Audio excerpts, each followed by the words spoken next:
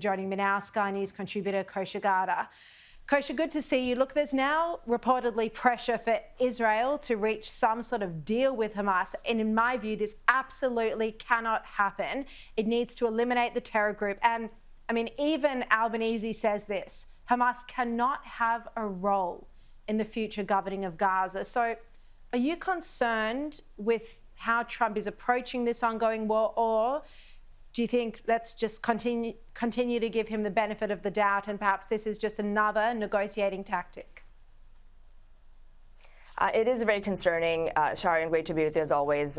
This is obviously very great news, even though many could say it's too little too late. But for this particular hostage, for Eden Alexander, I can only imagine what he and his family are feeling, and that he's being released. I don't love the framing of it as a gesture of goodwill. I agree with you there. It's hard to say those words given the time that's elapsed and everything that's happened. But I think just the negotiating strategy that the Trump administration is taking, he's going there. It's going to be his first trip to the Middle East as he's elected. He wants to have it sort of be buoyed by a positive theme or thematic around that. I think this was part of the negotiation to get this hostage released before his trip. So he's using all of that to kind of give this veneer, if you will, of goodwill and give it a chance. But the fundamentals of the issue there, where Israel stands, where the U.S. stands, and what Hamas is, hasn't really changed, even with these small wins.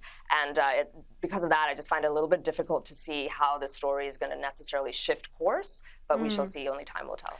I have to say, I mean, just sitting here, I do feel quite disappointed. I mean, you remember when the president was in his election campaign and before he took office, and he said, you know, within, I can't remember the time frame, within 48 hours or a week or whatever it was, he said, if every hostage is not released, there will be hell to pay. That's what he said. He said he will unleash hell. Well, that never happened. The hostages haven't been released.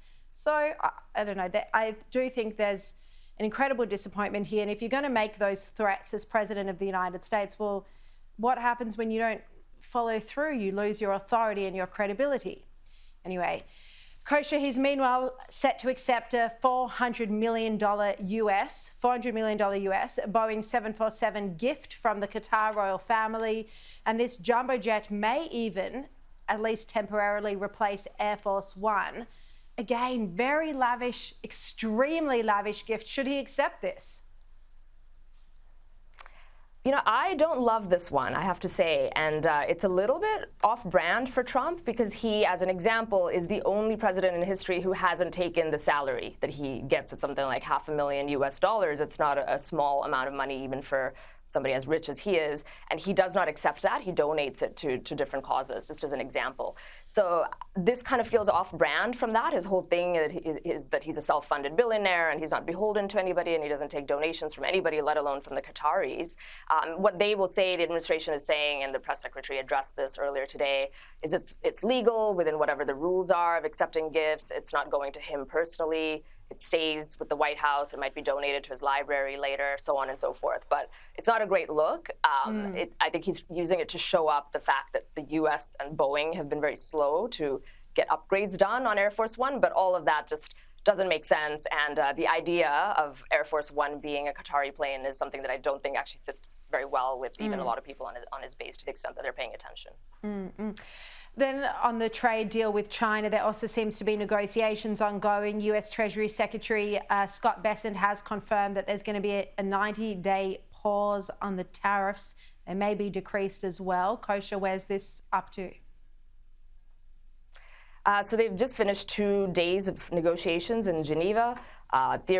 Supposedly, reportedly, they've reached agreement to a term sheet, so at least the outlines of a new deal. We don't know much more about the specifics. They're going to do a joint press conference tomorrow with senior officials from both the U.S. and China, where we'll get some more details, or so we expect.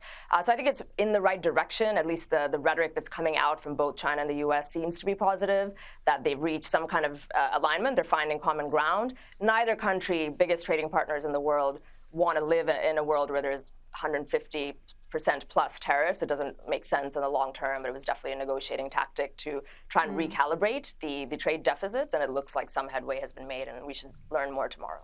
All right, and we'll update you on the show tomorrow. Kosha Gada, thanks so much.